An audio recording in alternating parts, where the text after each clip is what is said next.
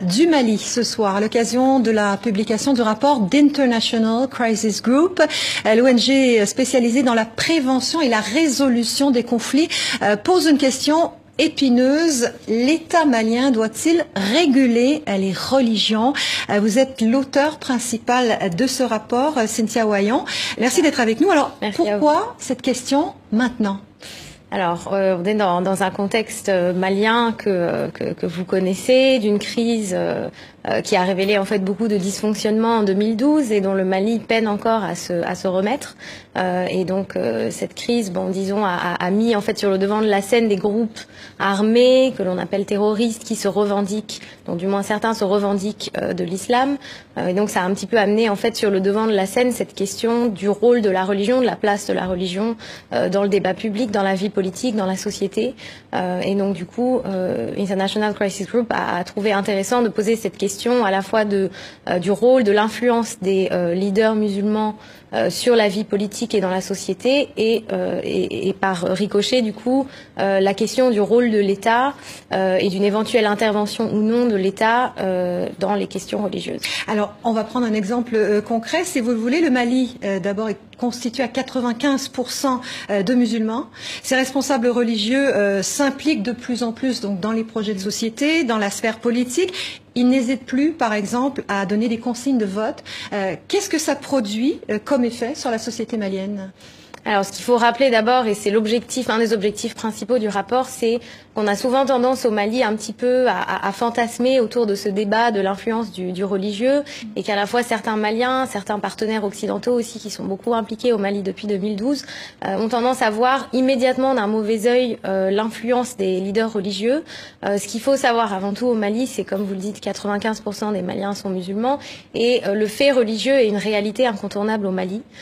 Et donc plutôt que de le voir directement d'un mauvais œil, en fait, et c'est un peu ce que le rapport essaye de démontrer, ou du moins qui propose des pistes dans ce sens-là, comment est-ce que le religieux peut être un facteur positif, comment est-ce qu'il peut jouer un rôle positif à la fois dans la régulation de la société, puisqu'il a de toute façon un poids social extrêmement important, et également dans la résolution des conflits, qu'il s'agisse de conflits locaux, de tensions intercommunautaires, ou même plus généralement de la crise actuelle au Mali. Donc International Crisis Group recommande finalement un partenariat constructif entre le politique et le religieux qui peut avoir un effet stabilisateur finalement, si je vous suis bien. Voilà, c'est ça. L'idée c'est de voir en fait comment et de trouver des solutions. Il faut donc que tous les acteurs maliens réfléchissent ensemble pour trouver des solutions pour permettre à cette influence du religieux d'avoir un rôle positif. Pour résoudre les conflits, pour réguler la société, c'est un petit peu l'enjeu en fait. Vous avez envie d'intervenir, Asbagh ? Je suis tout à fait d'accord avec elle. C'est notre vision en réalité du rôle qui doit revenir à la classe religieuse, aux leaders religieux dans une société. C'est la régulation, enfin, la stabilité, les pôles de stabilité, de contribuer à la stabilité, permettre au pouvoir politique de pouvoir atteindre ce but de cohésion sociale et tout. Mais pas de les déplacer de leur sphère à une sphère politique. Et notamment, c'est dans le projet de constitution qui est porté. Et aujourd'hui, si toutes les tendances confondues ont une écoute favorable de ce que disent les leaders, c'est parce que personne ne les voit comme un concurrent pour un poste politique ou quoi. Et on a l'idée qu'ils ne veulent pas quelque chose de matériel, qu'ils ont une quête, ils sont à la quête de quelque chose de spirituel. Et donc ils sont pas un adversaire politique sur un terrain. Plutôt juste un apport de stabilité dans le jeu, dans la stabilité. Et quand on va leur proposer d'être des sénateurs, et là ils quittent le statut de stabilisateur, de pôle de stabilité pour devenir un adversaire politique. Je dis, bien alors là, on est en train de briser le dernier socle, le dernier garant. Là, je suis d'accord avec eux. C'est comme ça que nous voyons.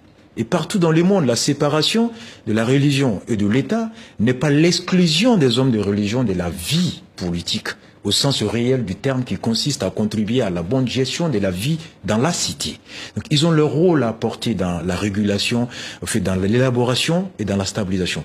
Mais quand on va les emmener à devenir un acteur politique, il faut plus s'attendre à ce qu'il y ait plus d'opinions divergentes. Donc là... Alors, Razbat, vous êtes porte-parole et fondateur du collectif pour la défense de la République. Vous êtes également un chroniqueur radio très populaire auprès d'une certaine frange de la jeunesse malienne.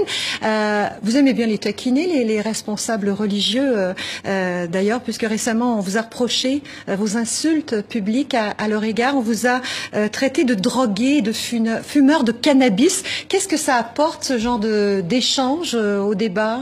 Oui, c'est très sérieux, là. Non, oui, on entend tous les jours, c'est parce qu'il y a un déficit d'arguments, un panne d'arguments intellectuels à opposer ce que nous apportons comme analyse. Alors on demande aux gens de ne pas écouter ce qu'on dit, mais de s'intéresser à notre personne, sans preuve réelle d'ailleurs. Qu'est-ce qui nous est reproché? Il nous est reproché aujourd'hui d'avoir pointé du doigt des comportements et des faits qui sont attentatoires à la démocratie, à la bonne gouvernance et à une vie décente des Maliens.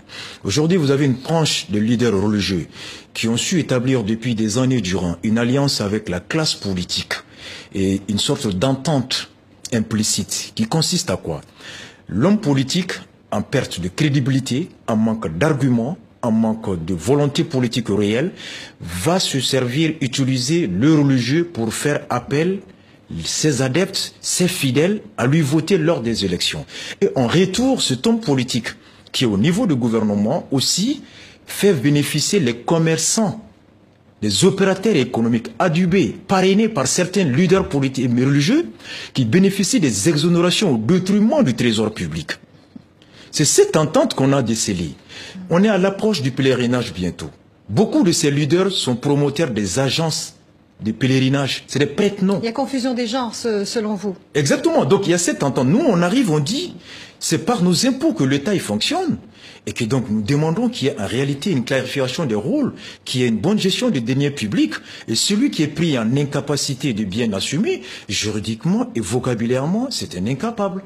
Et celui qui ne s'assume pas en tant que responsable, dont les conséquences aujourd'hui coûtent franchement le bonheur et la vie des Maliens, il n'a pas été un bon responsable. C'est des adjectifs qualificatifs. Je vous rappelle que quand j'ai été poursuivi, c'est ce qu'on m'avait été reproché d'avoir dit, qualifié des dirigeants, des détourneurs de deniers publics. Je dis, mais comment on appelle-t-on l'auteur de celui qui détourne le denier public dans le code pénal? Dans quelle civilisation, dans quelle culture appelle-t-on quelqu'un qui a été chargé d'une mission et dont le résultat est un échec patent?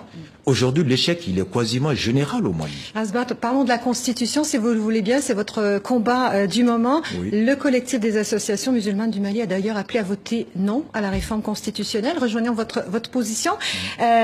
Quel regard vous portez sur la mobilisation en cours des Maliens? On a vu des manifestations inhabituelles récemment. C'est ce que j'ai toujours dit. Au-delà de l'aspect référendaire, de l'aspect électoral de ce mouvement, il est indicateur d'un signe d'espoir qui consiste aujourd'hui le débat public, les sujets publics n'est plus l'apanage d'un cercle. Il est rentré, il est descendu au niveau du peuple, au niveau de la société, dans les marchés, tout le monde s'est approprié de ce sujet. Et pas à tort, pas par émotion, mais par la raison.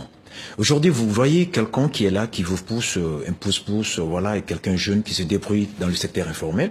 Vous lui demandez pourquoi vous votez non. Il dit, je vote non parce que ce qu'on m'a expliqué, il semblerait que tous les pouvoirs seront concentrés entre les mains d'un homme.